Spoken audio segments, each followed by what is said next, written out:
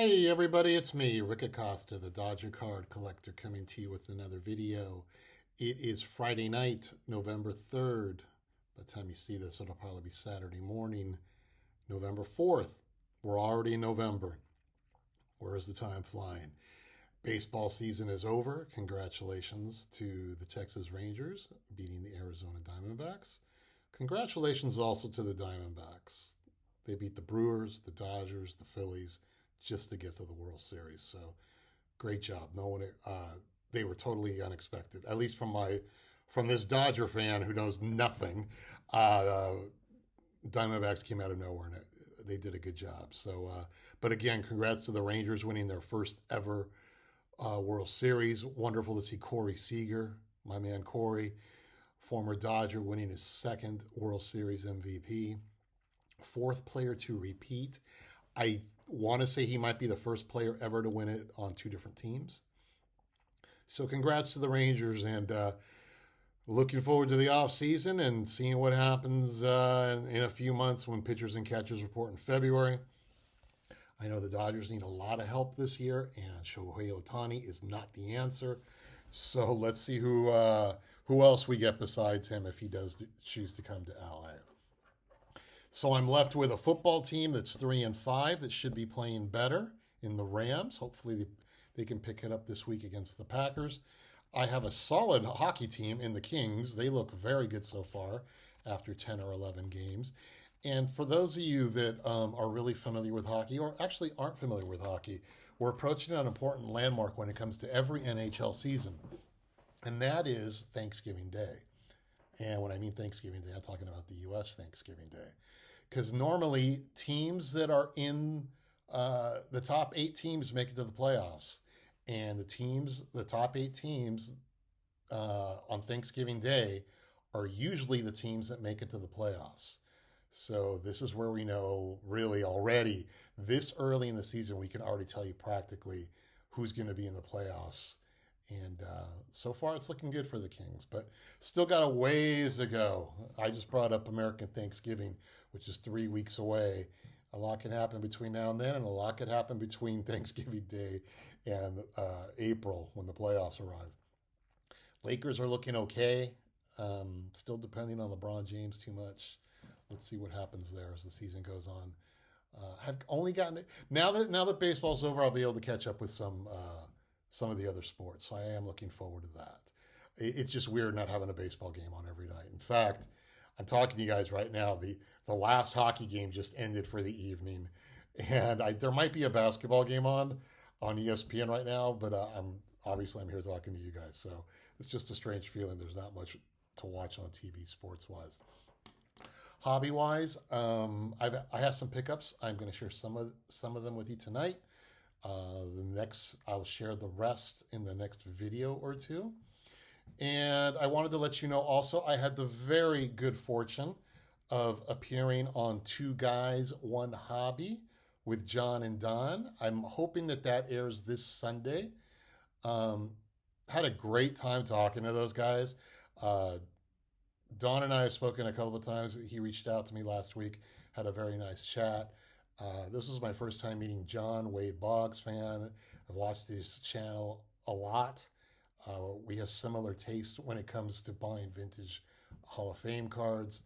And it was wonderful just to get to talk to them. And, that was one of my goals when I came onto YouTube was I want to show off my cards, but I also like meeting people who collect vintage cards. And we have not necessarily similar ideas when it comes to collecting, but we have ideas that could help us with our within our own collections.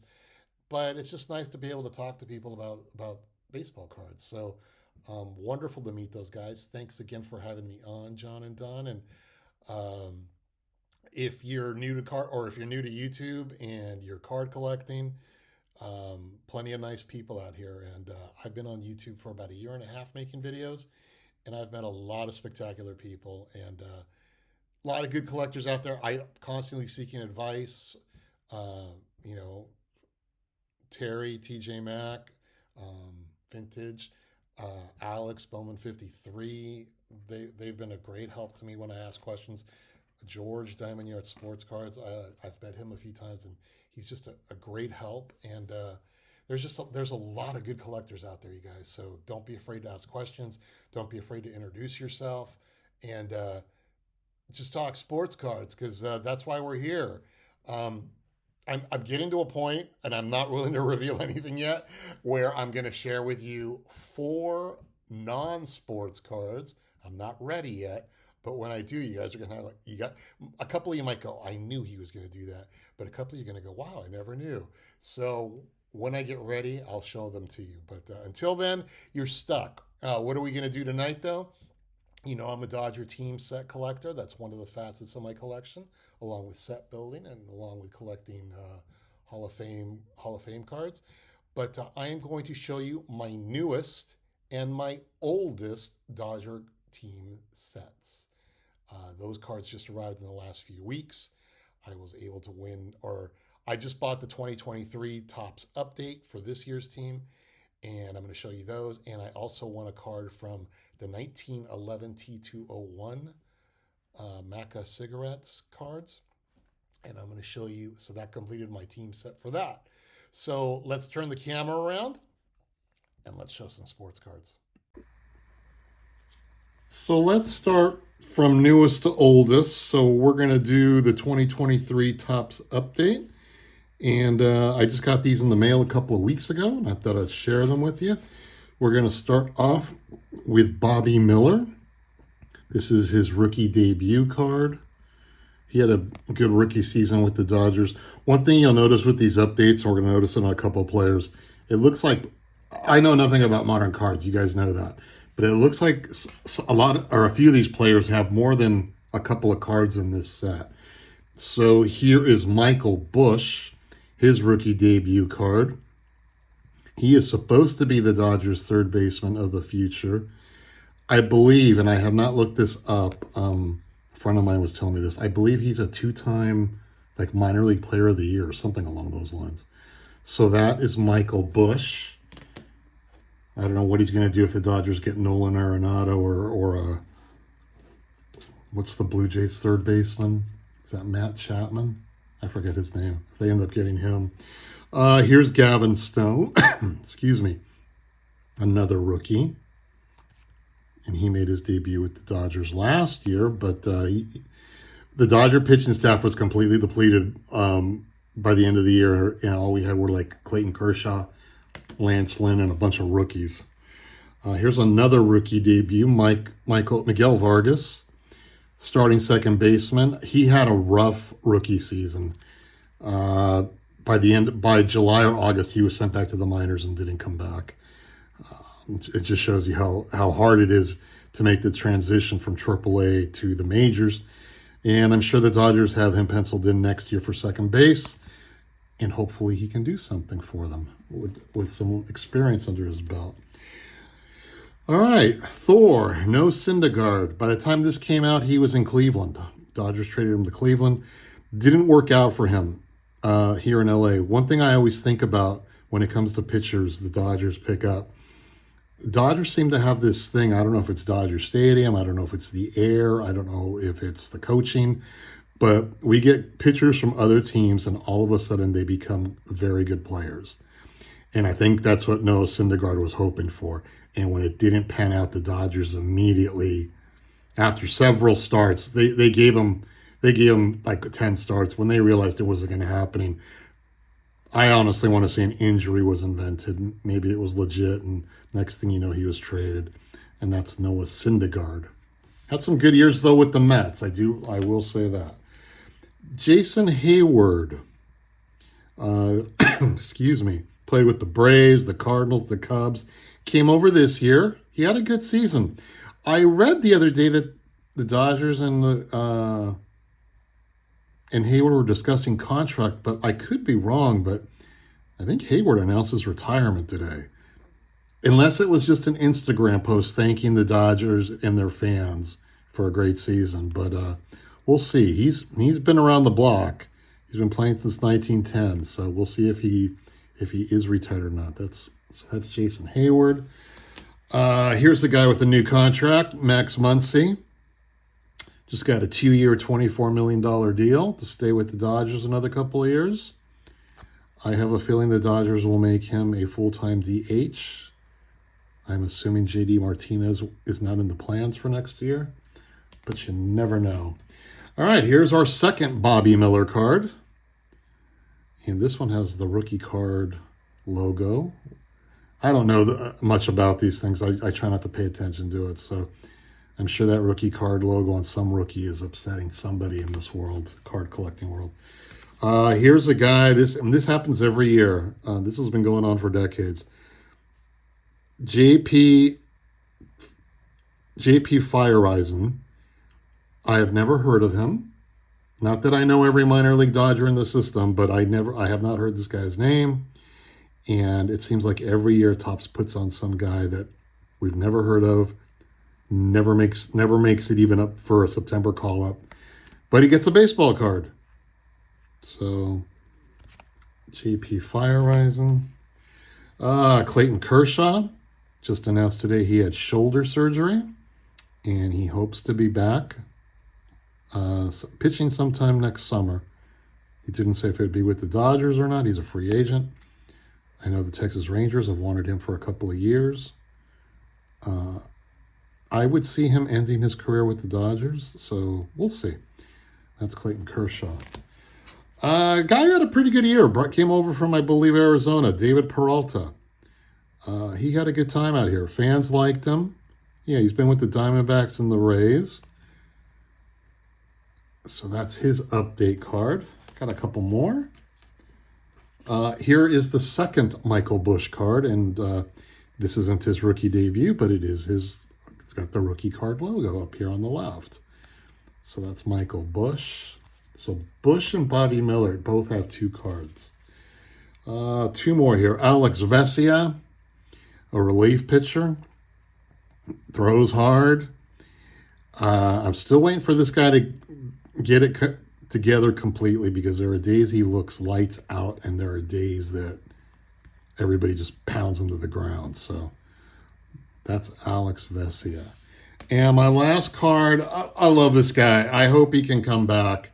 Dustin May. He had Tommy John surgery last season, or 2 years ago, came back. This year, it looked like everything was going normal, and all of a sudden he injured like a forearm, something along those lines. So he's going to be back probably at the All-Star break at the next year. So Dodgers got a lot of holes to fill this summer, or this winter for next summer. We'll see what they do. So that is Dustin May. All right, let's take a look now at my oldest Dodger team set. Okay, let me bring out my oldest Dodger team set. You know, when I started doing these team sets for the Dodgers, my original plan was just to do 1951 and then 1953 to present day Dodgers Topps team tops. And that evolved then to 48-55 Bowman. And that evolved then to Topps Heritage from 2001 to present day. And then I added the Kellogg's cards and the 1963 Fleer and the 1960 Leaf, and just to name a few. And then when I finished, when I basically roughly finished that, I go, let's go back into the 40s, and I did the 1941 play ball, and then I go, well, let's do the 1940 and 1939, and did that, and then I tackled the 30s and did the Gaudies and the Diamond Stars cards, and I've got one more batter up card I need, and then I did a couple of strip cards in the 20s. I'm halfway through a Cracker Jack set. I got a couple of T206s and T205s, which I will never fully finish that set, just because it's right now, at least, it's a rabbit hole I choose not to go down. But I was able to complete this set, and this is the 2011, the 1911 T201 Mecca double folders cards. Now, let me tell you a little bit about this set. The 1911 T201 Mecca double folder baseball cards, they were inserted into packages of Mecca cigarettes. There was a total of 50 cards. But since there were 2 players on each card, we have 100 players make up a complete set. Now, there are a couple of innovations that are found on the T201 cards that would show up again in future sets. First, the idea of featuring 2 players on a single card. I'm going to go over these cards individually, but for the moment, I'm going to flip one over. And in this case, when you flip the card over, you've got a second player. And that would be something we would see again during the 1955 Topps doubleheader set. And then second, and it's hard for me to see with my naked eye, but I know that you can see it very well in the camera, you see a line of statistics that appears on the back. Up to this point, card backs normally included just advertisements and very little else. I know that from just looking at the T206 cards, yeah, that's just, it says Piedmont, or it says whatever cigar company had that card. So that's all that happened. Now, the 1911 Mecca double folders baseball fronts show a lithograph painting of a player in action. In this case, we're looking at Napoleon Rucker. Name and team city printed on the top left corner. So it says Rucker, Brooklyn Nationals. And then on the back, as I've mentioned, on the top half, you've got a player. On the back, you got the top half of another player's picture. And that image can be folded and flipped over onto the legs, torso of the front image of the player. And then the rest of the back, as I mentioned, shows stats for both players and advertisements for Mecca cigarettes. And the cards are unnumbered. So luckily, this team set only consists of 2 cards, which is why I finished it. But let's take a look at each of these cards individually so we can talk a little about the players. Now, the first card I'm going to show you features 2 players who could be completely no polar opposites when it came to hitting than these 2 guys, Zach Wheat and Bill Bergen. Now, Zach Wheat is featured on the front of the card. And when I flip it over, and I'll give him his opportunity to be upside right, is Bill Bergen, a catcher. Now, let's go over Zach Wheat for a moment. He played 18 seasons with Brooklyn from 1909 to 1926. He spent an additional season in 1927 with the Philadelphia Athletics. But he hit over 313 seasons, and he won the National League Batting Championship in 1918. He ended his career with a .317 career batting average, and to this day, he remains the Dodgers' all-time franchise leader in hits with 2,804. Yeah, we don't have anyone close. We've never had a player get 3,000 hits. Adrian Beltre started with the Dodgers, went off to Seattle and Boston, and eventually got his 3,000 hit in Texas. But Zach Wheat is the franchise leader in hits and in doubles. I think he's still the franchise leader in RBIs and runs scored. A very popular player who, unfortunately, the Dodgers don't tend to talk much about. I know that players didn't wear numbers in that era, but like even the Giants have retired Christy Mathewson and Mel Ott, and they just honor them with like in their Hall of Fame wall. The Dodgers put their retired numbers in a particular area, but they don't feature guys like Zach Wheat, who did go on to the Hall of Fame. But it's a good-looking card. This is a good-looking set, actually. I don't know if I want to ever think about starting a set, but I love having this set in my collection. Now, Bill Bergen, on the other hand, and I'm trying to laugh because I talk about being negative here. He played 8 of his 11 seasons with Brooklyn.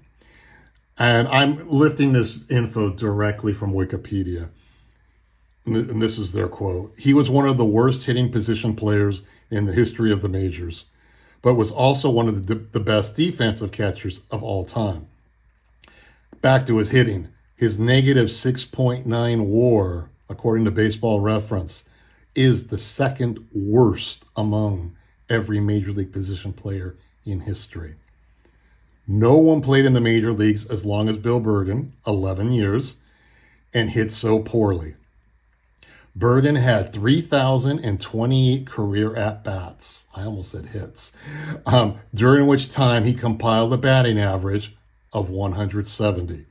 He went 516, he had 516 hits and 3,028 at-bats. A record low for players with more than 2,500 plate appearances. So that's Zach Wheat. And on the back, we've got Bill Bergen. Played ball from 1901 to 1911. Next up are two Brooklyn players. Again, I wish these guys were discussed more in regards to Brooklyn Dodger, Brooklyn Superba's history. They don't get talked much about. I have read about them in books, and I've actually heard this first player's name, Napoleon Rucker. I actually heard Joe Davis, the Dodgers play-by-play announcer, mention his name a couple of years ago when Clayton Kershaw passed him on the strikeout list, something along those lines. And I was stunned because I had never heard Napoleon Rucker's name mentioned. But over 10 seasons, Rucker led the league in shutouts, complete games, and innings pitched throughout his career. And on September 5th, 1908, Rucker became the first left-handed pitcher to throw a no-hitter in Dodger history. Rucker threw a no-hitter against the Boston Doves on September 5th, 1908. His best year, though, was 1911. He won 22 games for the Dodgers, and he holds the Brooklyn Dodger record for the most shutouts in the National League, 38, and most strikeouts, 16 in a regulation 9-inning game. I always like to throw in sometimes what they did after their baseball career, and after his career, Rucker went on to a successful business career, including investing in a local bank and ownership of a plantation, several cotton farms, a wheat mill. But my favorite was he also served as mayor of Roswell, Georgia, from 1935 to 1936. So that is Nap Rucker, the mayor and the former Brooklyn Superba pitcher. All right, card is flipped over. We see Rucker's stats right here. And then right above it, we see Jake Daubert's stats. And when we flip the card upside down, we get card number 2, player number 2, Jake Daubert. Daubert is definitely somebody who's not discussed, who should be played.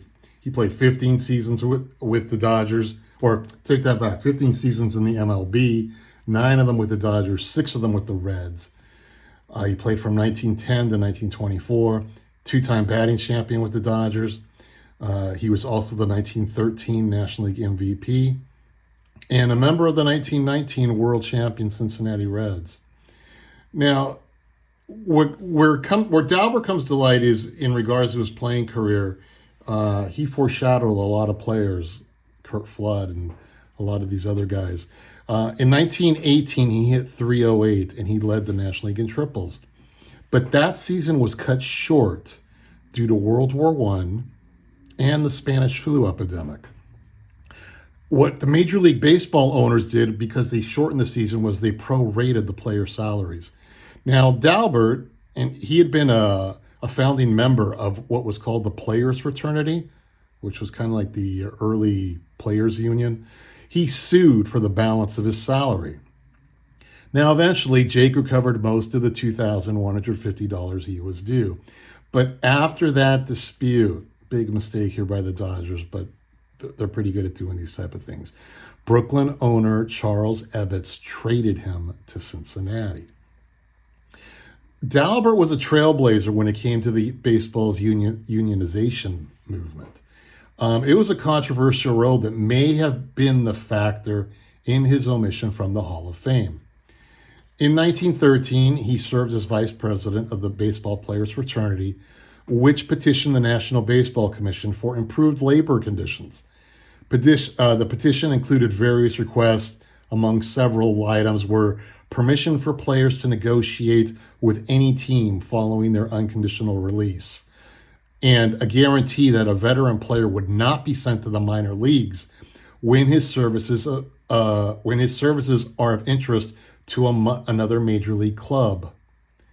This guy was fighting 50 years before Curt Flood and a lot of those other players. Now, although Daubert was unsuccessful in pressuring the commissioners to accept the terms of fledgling baseball's union petition, he lobbied continuously for his own interests as a player, thereby earning a reputation as a troublemaker within the baseball establishment. This was really the main reason that Charles Evetts traded Daubert to the Cincinnati Reds. Now, sadly, Daubert left the Reds late in the 1924 season after falling ill during a road trip to New York. Against his doctor's advice, he returned to play in the team's final home game of the season. But on October 2nd, he had an appendectomy performed by the Reds team doctor. Complications from the operation arose, and a blood transfusion did not improve his health. He died in Cincinnati 1 week after the operation, and as of 2022, he remains the oldest ball player to die while in the majors. Let's end this on a happy note. During his career, Daubert compiled a .303 lifetime batting average. He was inducted into the Cincinnati Reds Hall of Fame in 1966 and the Brooklyn Dodgers Hall of Fame in 1990. That's Jake Daubert, leader of the players' movement to try to get things better for them. So those are my 1911 T201 Mecca double folder cards. And if you stuck around with me this long, thanks so much for watching, and we'll catch you next time. It's a beautiful day for a ball game.